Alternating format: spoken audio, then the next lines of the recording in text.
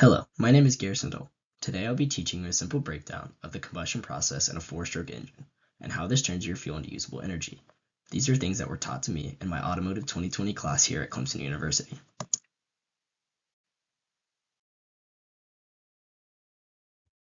A quick overview of the combustion cycle begins with stroke 1, the intake stroke. It brings air to be mixed with fuel and from there is brought into the cylinder. Stroke 2 compresses the air-fuel mixture, which helps stage 3, where the fuel is ignited. This explosion drives the piston down, producing rotational power.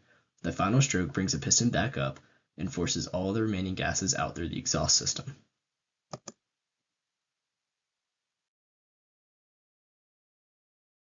Here is a short video, slowed down, that showcases all four of these strokes. As you can see, the piston travels down and the intake valve in the top left is open.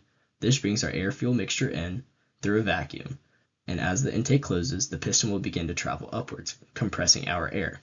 This compressed mixture makes it easier to ignite, and as seen in the middle is a spark plug. This spark plug will ignite our fuel mixture and drive the piston downward. The force caused by this explosion will rotate what we call the crankshaft, and this crankshaft creates rotational energy. The explosion takes place, and the piston begins to travel down. As you can see, the piston will begin to travel upwards again, and these gases that are left over will begin to exit through the exhaust valve that is opened on the top right. As all of these excess gases and fumes are released, the piston travels up to the top dead center and will begin the process all over again as it will travel back down.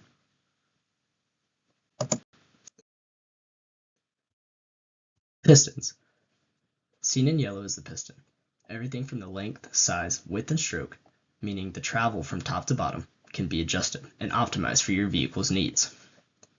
The top, or the max height of the piston, is called top dead center, or TDC.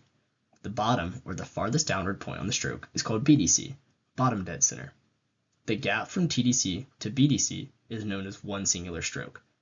The volume in that stroke is where you get the liters, or the L in an engine name, such as a 2.0 liter engine. Pistons move extremely fast. For example, a car that has a 3-inch stroke, meaning 3 inches from the top dead center to the bottom dead center, that runs at 5,000 RPM, the piston will move 2,500 feet per second. And as we saw in the video, during the intake cycle, the piston travels from top dead center to bottom dead center during the intake process. It returns back up to top dead center, then is pushed down by the combustion to the bottom dead center, and finally back up to the top dead center as it empties and begins a new cycle. Here's the intake cycle in a further depth. As your vehicle begins to pull in clean air through a filter, the air is condensed and sometimes can be further condensed through systems such as a turbo. The air is mixed with atomized fuel and creates what we call an air-fuel mixture. Brought in by the vacuum caused by the beginning of an intake stroke, the mixture enters the cylinder as the piston moves towards bottom dead center. The intake valve will close and begin our second stage. Inside of the cylinder, the intake valve, as seen in the top left, will close the piston and it will move back towards top dead center and compress the air-fuel mixture. This compression allows for not only an easier explosion, but a more powerful and violent reaction during the power stroke, as compression naturally heats the mixture, represented by the yellow dots inside of our cylinder.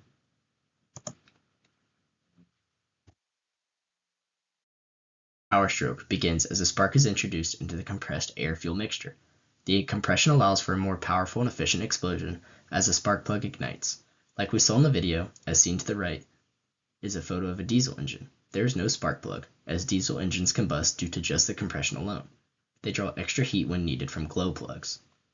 Overall, the power comes from the force caused by the explosion, as it drives the piston down.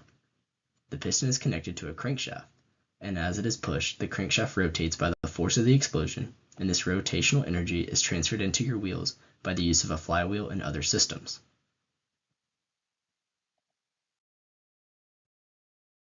And finally, stroke number 4. This is the exhaust stroke. The piston is forced down to bottom dead center during the power stroke, and as the piston returns to top dead center, the exhaust valve, as seen in the top right, will open. As the piston comes up, it will push the gas, forcing it to empty into the exhaust system. This operates just like the intake system, but in reverse. As the exhaust gases are fully let out, the process will begin all over again, as the pistons will proceed to bottom dead center. There are many regulations as the exhaust fumes and particles can be very harming to not only you, but our environment. Here are a few of the trade-offs in terms of fuel.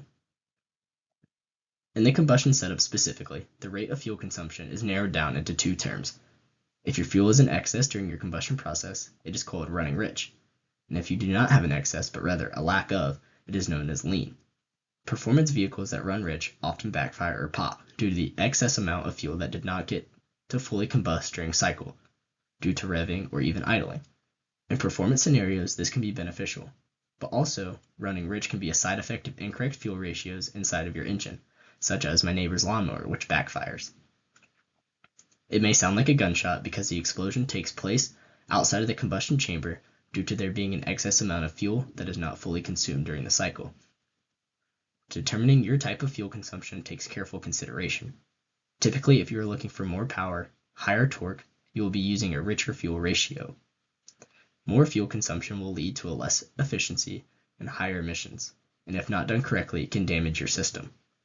A leaner fuel mixture is used in your common traffic vehicles, where they can be more efficient with less amounts of fuel and oftentimes will produce less horsepower because of this. It is important that you give your vehicle the correct amount of fuel, as too little can cause your engine to starve, which can lead to failure. Through the use of airflow sensors, O2 sensors, and many other types of systems in your engine, the overall emissions can be monitored and regulated. Carbon dioxide, nitrogen oxides, and unburned hydrocarbons, or particulates, are captured by your catalytic converter, a regulated piece of your exhaust system that catches and converts these leftover hazards. Catalytic converters, mufflers, and other limiters do harm your performance and efficiency, but they also protect our environment and are enforced for a reason. Race cars, such as Clemson Tiger's racing vehicle, pictured on the left, is very loud, as it does not have a catalytic converter or a muffler. This allows us to maximize our power by having unrestricted airflow. The regulations enforced are dependent on your engine's purpose, whether it is a production vehicle, your neighbor's lawnmower, or a full-built race car. There are a handful of factors to take into consideration. The style and layout of your engine will differ depending on its purpose. BG Automotive explains a higher cylinder count can contribute to increased power, but it can also add to the overall weight of the engine, which can potentially impact the vehicle's agility and handling. While a bigger engine may create more power, it could harm your handling. There are many trade-offs as to why engines are different depending on its purpose. For example, my Honda Accord is a daily driver. It has a 1.5-liter turbo, inline 4-cylinder engine.